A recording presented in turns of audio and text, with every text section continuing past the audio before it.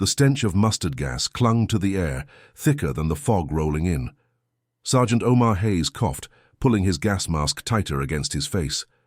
He squinted, trying to pierce the gloom, but visibility was down to near zero. "Anything, Miller?" he croaked, his voice muffled by the mask. Private Miller, a skinny kid barely old enough to shave, fiddled with the radio. Static crackled from the speaker. "Nothing, Sergeant. Still no contact." "They're gone." "Gone where?" Hayes spat. "They can't just vanish." "Advance scouts," Miller muttered, more to himself than Hayes, "said they spotted a German patrol heading our way. Then nothing." Hayes ran a gloved hand over his stubbled chin. Fear, cold and sharp, knifed through him. He knew what nothing meant in this godforsaken corner of France. It meant ambush. It meant death. He glanced at the huddled figures of his remaining men, their faces pale and drawn even in the low light. 19 souls all relying on him. 19 souls he desperately needed to get out of this alive. "We need to move," he said, his voice firm despite the tremor in his gut. "Back to the main line, now." "But Sergeant," Miller protested, "we're pinned." "They know we're here." Hayes knew Miller was right. They were trapped in a shallow depression, surrounded by barbed wire and machine gun nests. The German lines were close, too close. He pulled out the tactical map, its paper brittle and stained with mud. The valley stretched before them, a killing ground. He jabbed a finger at a cluster of trees marked on the map. Those woods. "If we can reach them, we might have a chance to break through, and if we can't?" A voice piped up from the back. "Private Jones, always the pessimist. Then we die trying," Hayes snapped. He didn't have time for fear.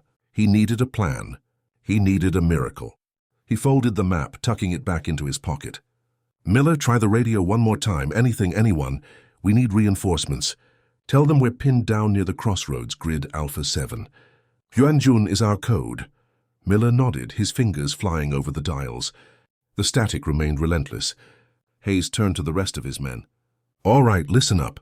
We're going to move out in single file. Keep low, keep quiet. If we get hit, keep moving. Understand?" A chorus of mumbled affirmatives. They understood, all right. They understood they were probably walking to their deaths. He took a deep breath, the metallic tang of fear coating his tongue. He gave the order to move. As they crawled forward, a single shot rang out, followed by a hail of machine gun fire. The valley erupted in chaos. Men screamed, men fell. Hayes pressed himself into the mud, the roar of the guns deafening. Then he remembered. Head packed Cher Ami. He looked to his side.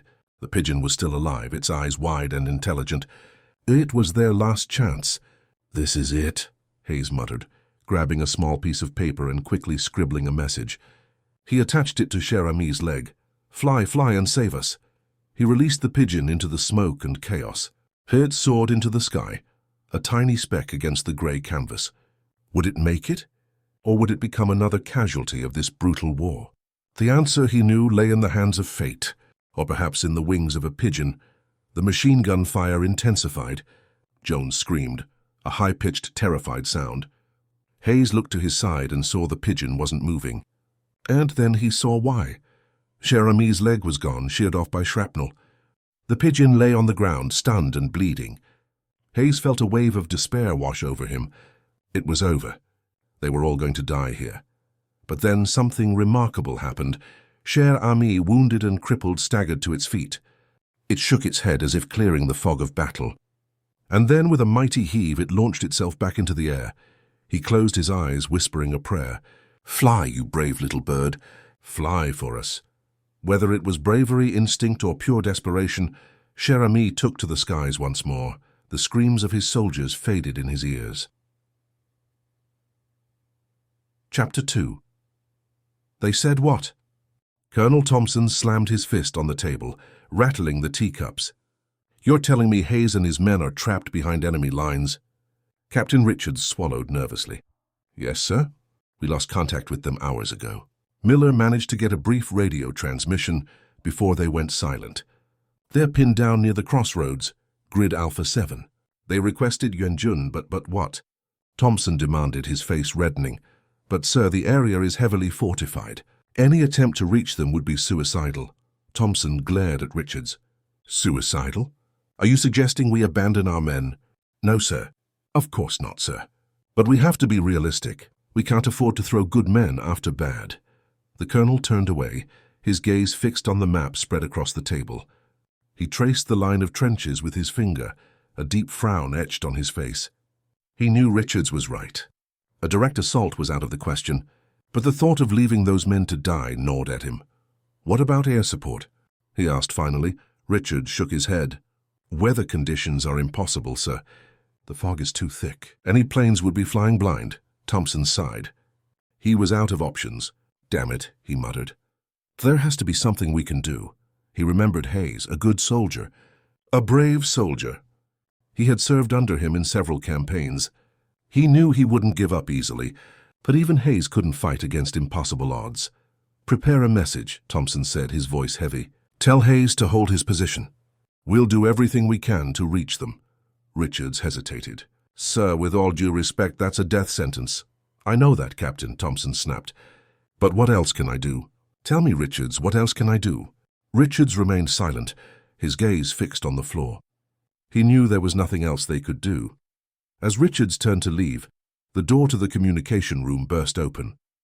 A young private, his face flushed and breathless, stumbled into the room.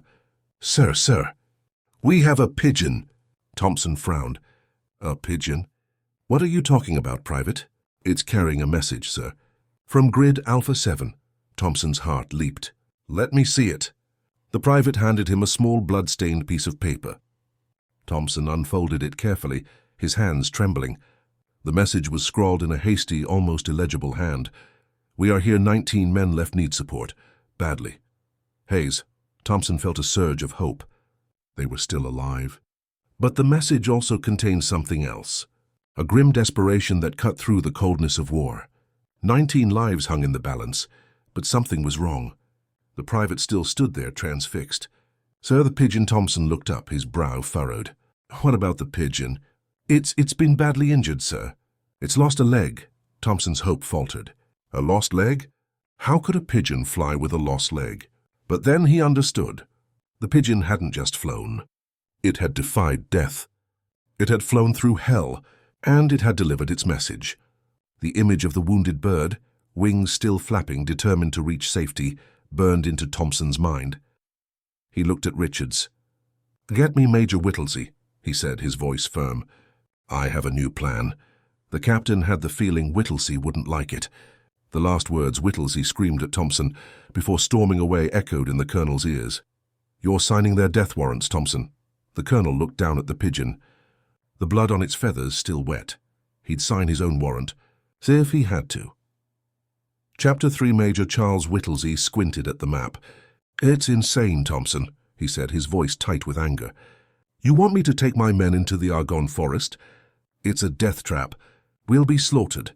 Thompson met his gaze, unflinching. "I know the risks, Whittlesey, but we have to do something. Hayes and his men are counting on us." "Counting on us to commit suicide?" Whittlesey spat. "That's not leadership, Thompson. That's madness." "It's courage, Whittlesey," Thompson countered. "It's doing what's right even when it's difficult." Whittlesey shook his head. He was a lawyer, not a soldier. He had been thrust into this role, this nightmare, and he hated every minute of it. He longed for the safety of his office, the predictable rhythm of legal arguments. But he knew Thompson was right. He couldn't abandon those men. "All right," he said finally, his voice resigned. "But I'm going to need reinforcements, and air support, and artillery cover." Thompson nodded. "I'll see what I can do." "But don't expect miracles," Whittlesey laughed, a bitter, humorless sound. "Miracles? In this war? You're joking, right?" Thompson didn't answer. He turned and walked out of the tent, leaving Whittlesey alone with his doubts and fears. As Whittlesey began to plan the assault, a memory surfaced. He was a boy growing up in Wisconsin. He had found an injured bird, its wing broken. He had nursed it back to health, feeding it and tending to its wound. When the bird was finally able to fly again, he had felt a sense of pride and accomplishment that he had never experienced before. He thought of Cher Ami, the pigeon with the missing leg. He wondered if it was still alive. He wondered if it understood the sacrifice it had made. He wondered if it knew that its bravery had inspired a desperate rescue mission. The next morning, Whittlesey led his men into the Argonne forest. The trees were thick and gnarled, their branches reaching out like skeletal fingers. The air was heavy with the smell of decay, As the column advanced, a machine gun nest opened fire, cutting down several men. Whittlesey cursed under his breath. This was even worse than he had imagined. He pushed forward, determined to reach Hayes and his men. He knew the odds were stacked against them. But he also knew that they couldn't give up. Not now. Not ever. Meanwhile, at the medical tent, a young medic was tending to Cher Ami. He cleaned the pigeon's wound and bandaged its leg. He was amazed by the bird's resilience. Despite its injuries, it remained alert and defiant. The medic felt a deep sense of respect for the creature. He knew it had saved lives. "You're a hero," he whispered, stroking the pigeon's feathers. "A real hero." He looked up as a nurse came into the tent. "They're going in," she said. Her voice hushed. "Whittlesey and his men. They're trying to reach Hayes." The medic nodded. He knew it was a long shot, but he also knew that miracles could happen.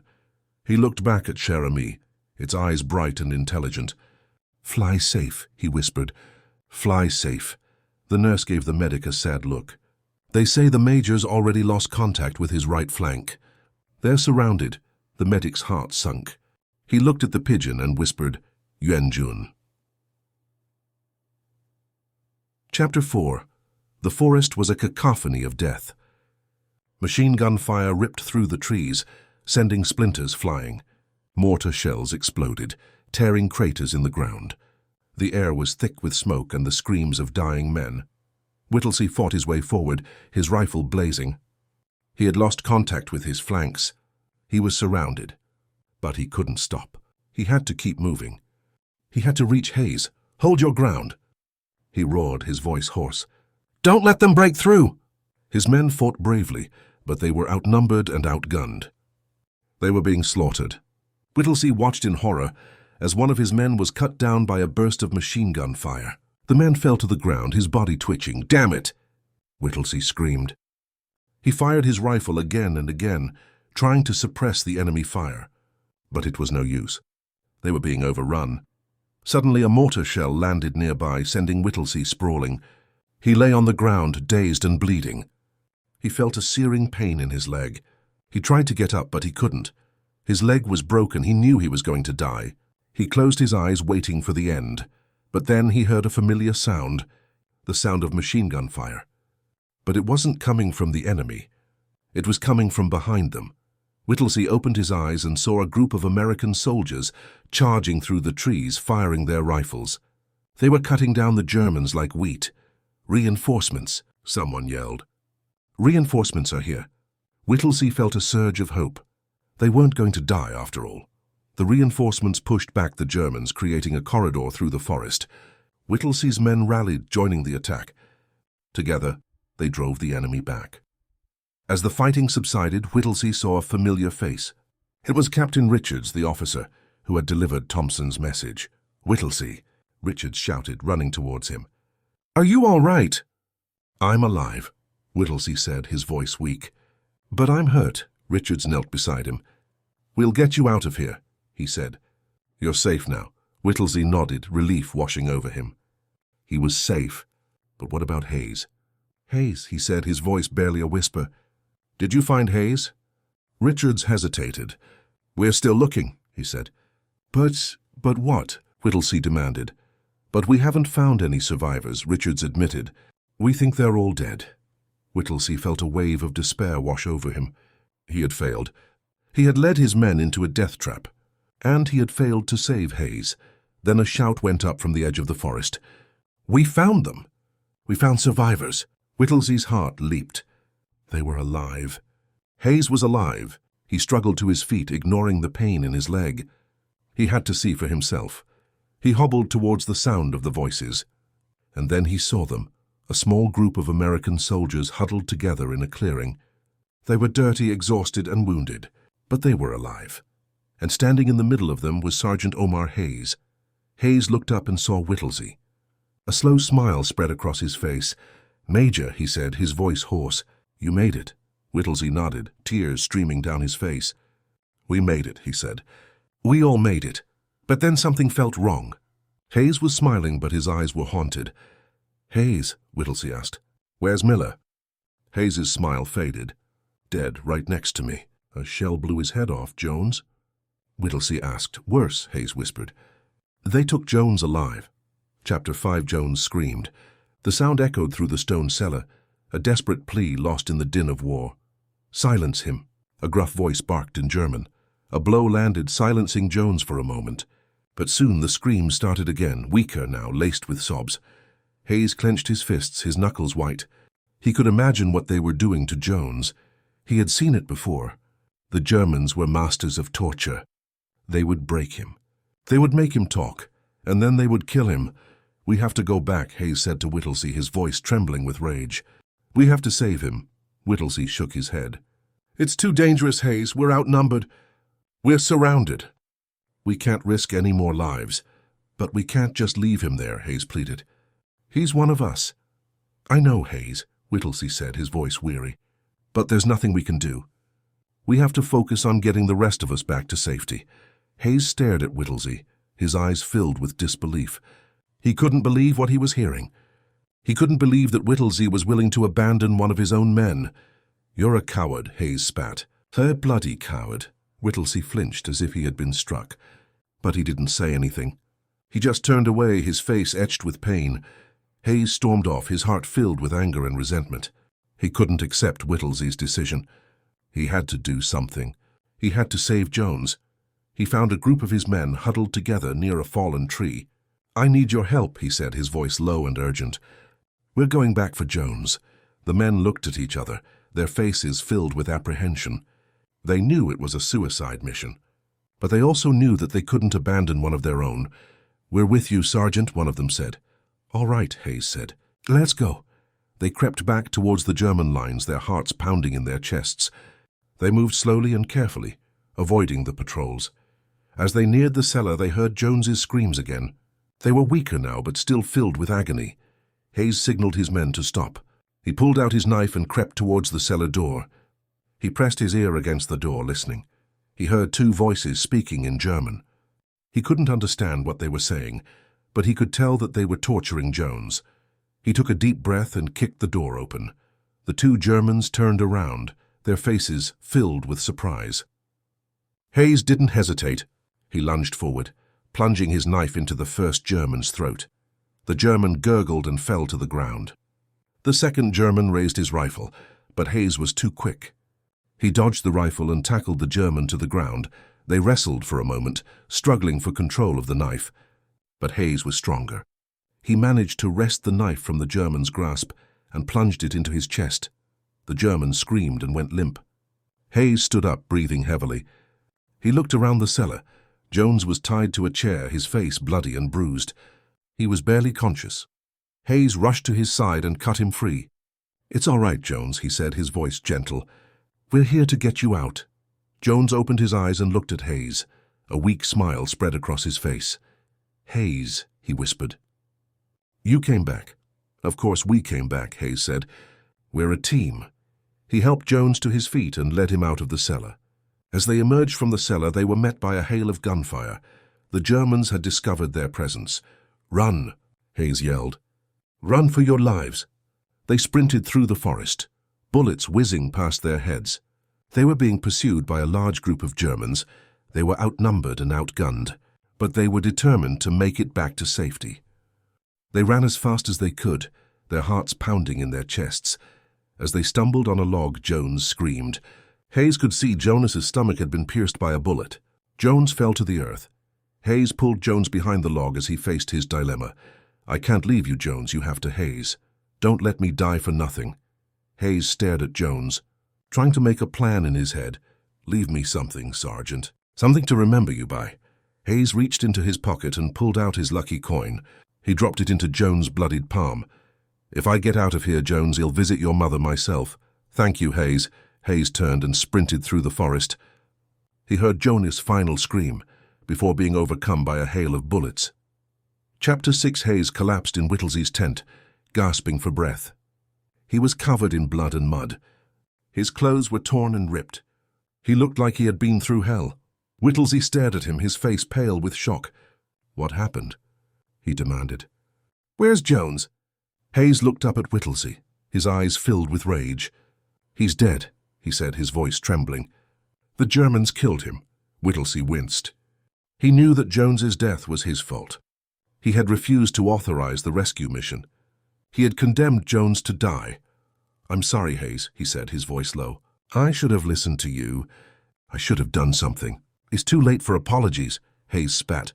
"Jones is dead, and it's your fault." He stood up and stormed out of the tent, leaving Whittlesey alone with his guilt. Hayes wandered through the camp, his heart filled with grief and anger. He couldn't shake the image of Jones's lifeless body from his mind. He couldn't forgive Whittlesey for his cowardice. He found solace in the company of his remaining men. They had all witnessed the horrors of war. They had all lost friends and comrades. They understood what he was going through. "We'll get through this, Sergeant," one of them said. "We always do." Hayes nodded, but he didn't believe it. He felt like he was broken. He felt like he would never be the same again. The next morning, Whittlesey called a meeting of his officers. He had made a decision. He was going to attack the German lines. He was going to avenge Jones's death. "We're going to hit them hard and fast," he said, his voice firm. "We're going to show them that they can't mess with us." The officers looked at each other, their faces filled with apprehension. They knew that the attack was a gamble. They knew that they could suffer heavy casualties, but they also knew that they couldn't back down. They had to fight. Hayes stood at the back of the tent, listening to Whittlesey's plan. He felt a surge of hope. Maybe, just maybe, they could win this war. Maybe they could find some redemption in all the carnage. As Whittlesey dismissed the meeting, Hayes approached him. "I want to lead the attack," he said, his voice determined. Whittlesey looked at Hayes, his eyes filled with surprise. "Are you sure about that, Sergeant?" he asked. "It's a dangerous mission, I'm sure," Hayes said. "I have to do this." "For Jones," Whittlesey nodded. "All right," he said. "You're in charge." Hayes smiled. He was ready to fight. He was ready to kill. He was ready to avenge his fallen comrade. As Hayes rallied his men, a messenger ran into the camp. He was carrying a message from headquarters. "The attack has been called off," he announced, his voice breathless. "We're pulling back." Hayes felt a wave of disappointment wash over him. He had been so ready to fight. He had been so determined to avenge Jones's death. He approached Whittlesey, his face filled with confusion. "What's going on?" he demanded. "Why are we pulling back?" Whittlesey sighed. "We're surrounded," he said. "The Germans have cut off our supply lines. We're running out of food and ammunition. We have no choice but to retreat." Hayes stared at Whittlesey, his eyes filled with disbelief. He couldn't believe that they were giving up. He couldn't believe that they were abandoning their position. He spun around and walked away, his heart filled with despair. He felt like everything was falling apart. He felt like there was no hope left. As he walked, a familiar sound filled his ears. The cooing of a pigeon. He glanced up and saw Cher Ami perched on a nearby tree branch. The pigeon looked at him, its eyes bright and intelligent. Hayes stared at the pigeon, a thought forming in his mind. He had an idea, a crazy idea, but it might just work. He approached the pigeon and began to whisper to it.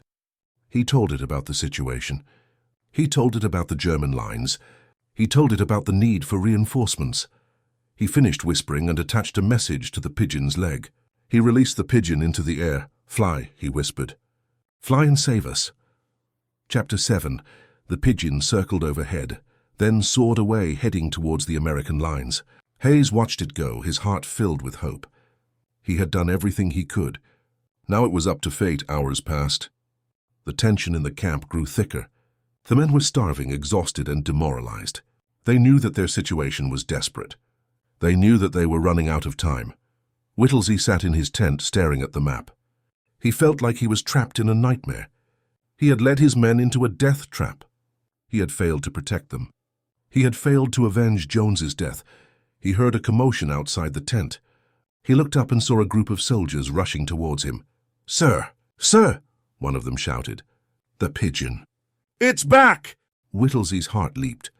He ran out of the tent and saw Cher Ami perched on a nearby tree branch. The pigeon looked exhausted and battered, but it was alive.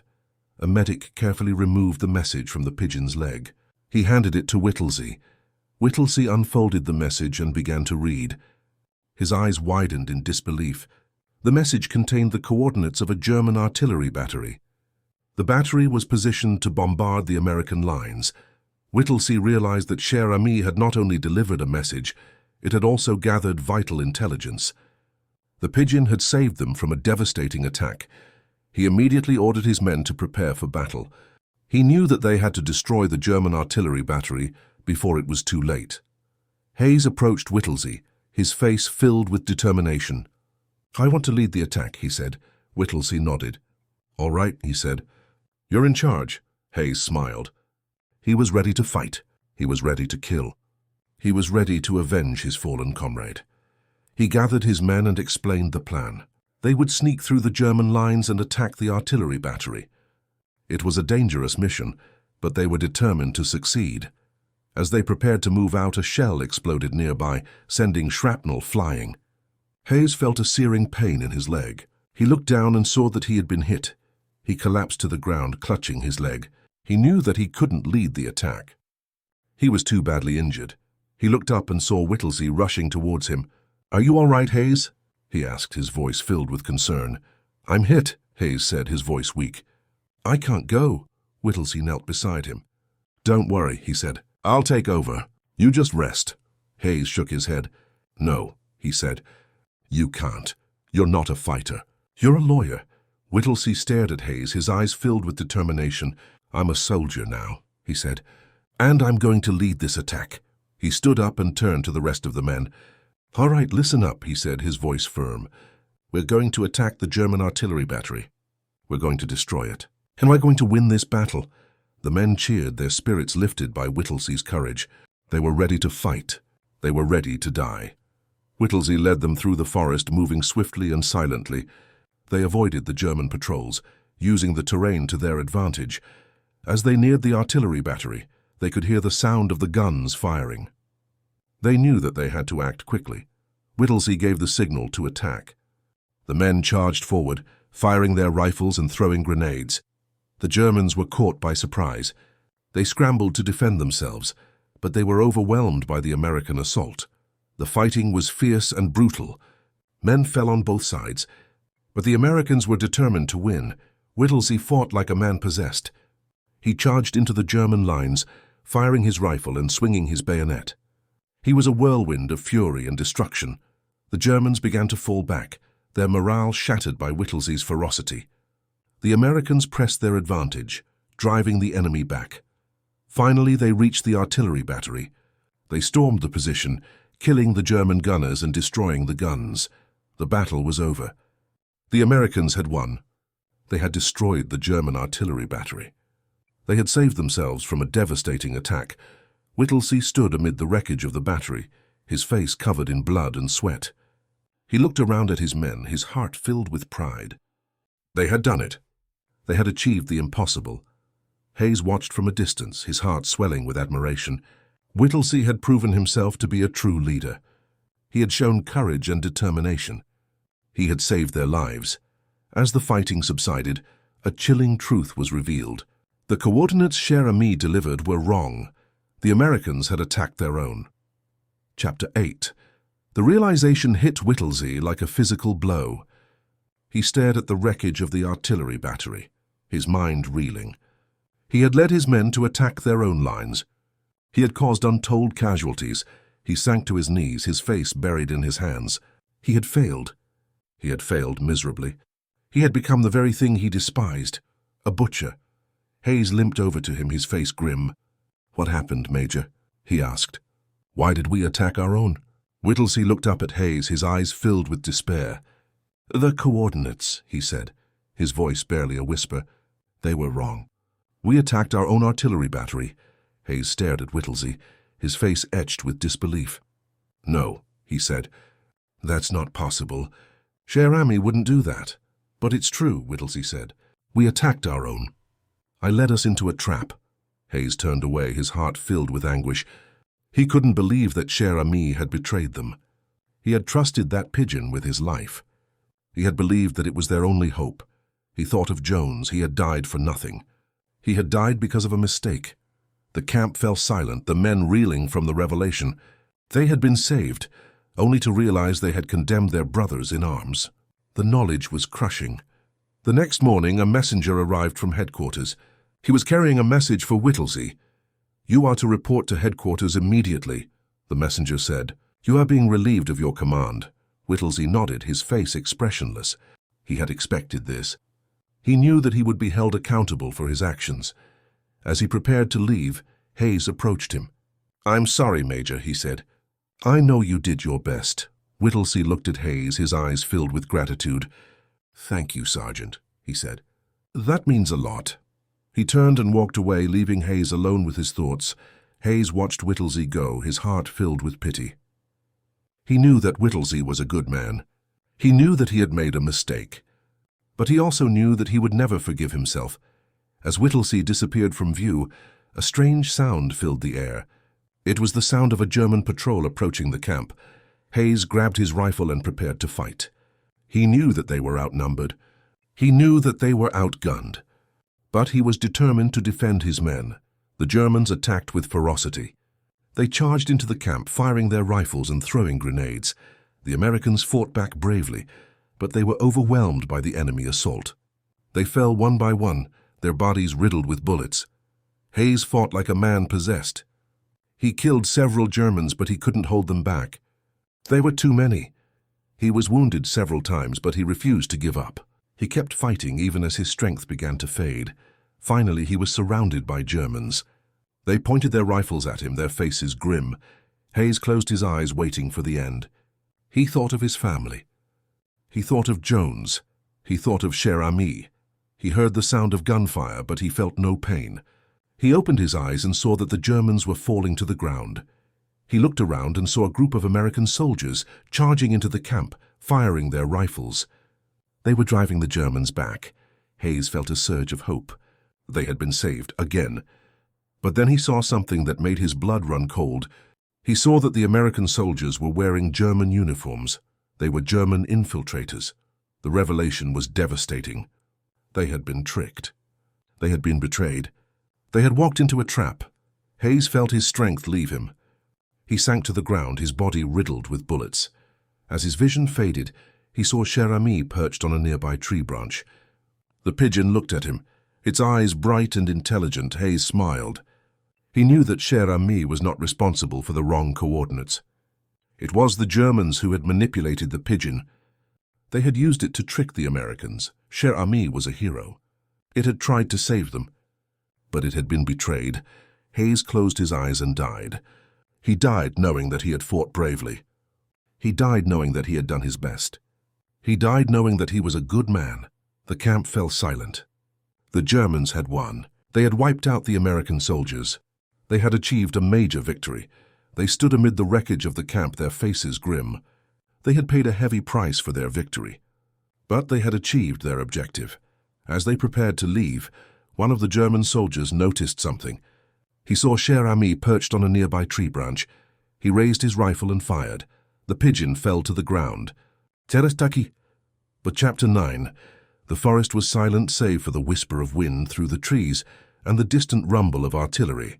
The German soldiers, disguised in American uniforms, moved quickly and efficiently, gathering supplies and securing the area. They were led by